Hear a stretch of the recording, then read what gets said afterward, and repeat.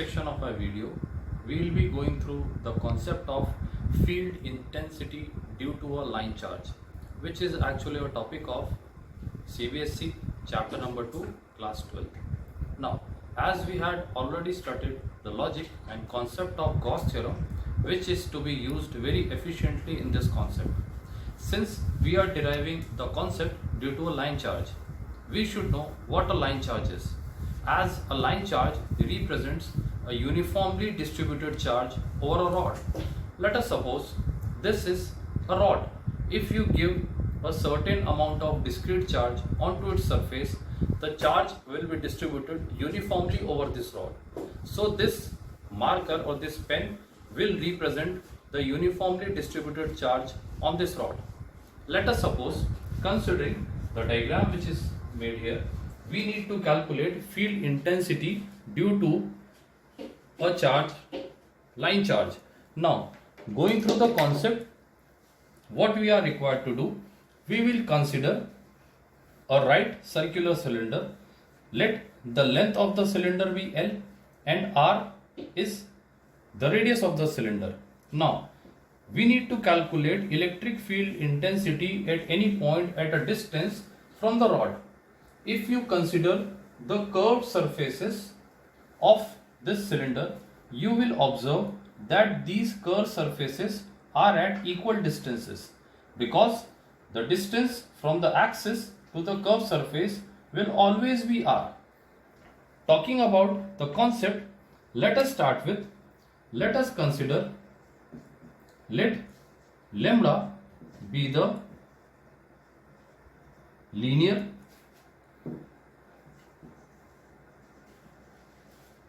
charge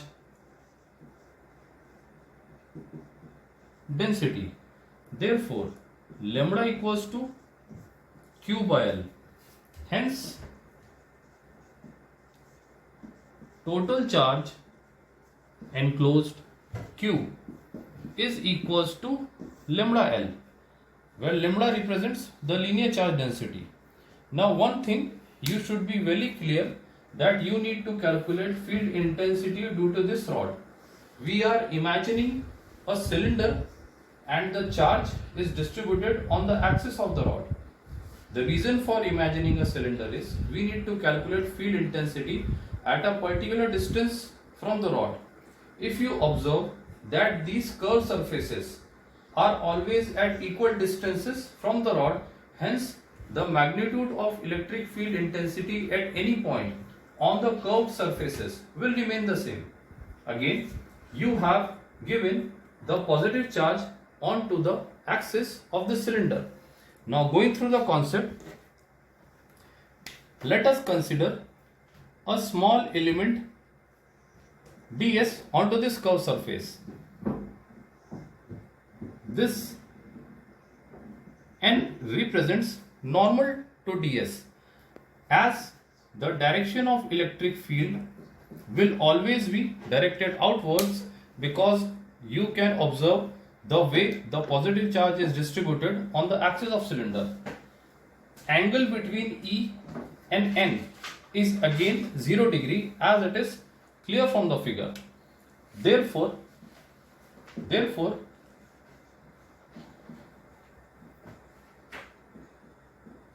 contribution of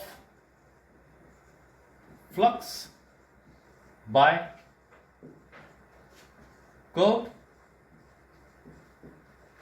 surface as net flux is equals to integral of E dot ds. On splitting it, you have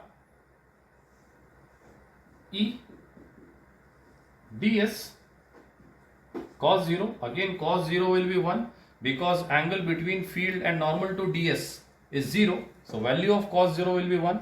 So, you have integral of E ds. Forgot to apply the surface here. Just remember it's a surface integral. So, integral of E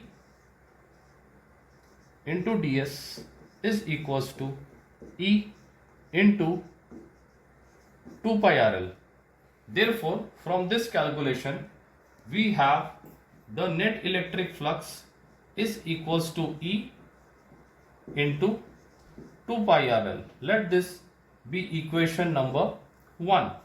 We have written integral of dl as 2 pi RL because integral of ds in this case represents the curved surface area of cylinder, and curved surface area of cylinder is 2 pi RL. I am again repeating, integral of ds in this particular case we will take the curved surface area of cylinder, and curved surface area of cylinder is 2 pi RL.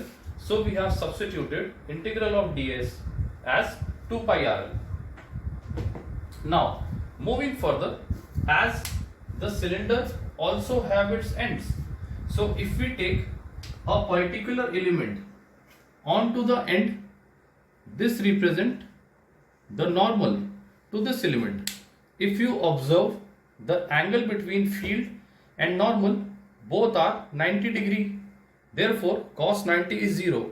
Hence you can suggest that there is no contribution of flux due to the ends of the cylinder. Reason, the angle between the field and normal remains 90 degree, and if you will split the relation EDS, you will get EDS cos 90, and cos 90 is 0.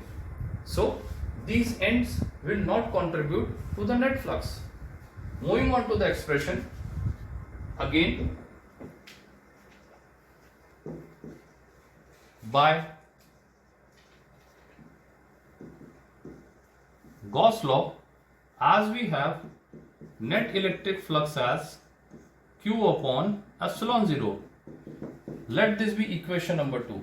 Now from these two given equation, we have E into 2 pi RL is equals to Q upon epsilon 0. E is equals to, substituting the value of Q as we have calculated in the previous section, as Q is equals to lambda L in terms of linear charge density, lambda L upon 2 pi epsilon 0 RL. L get cancelled. We have E equals to lambda upon 2 pi epsilon 0 R. Therefore, magnitude of field due to a line charge is inversely proportional to the single power of distance. Hence, we have derived the expression using the concept of line charge, merging it with Gauss theorem. We have used Gauss theorem as an application for the calculation of this expression. I hope you have understood this topic well. Thank you.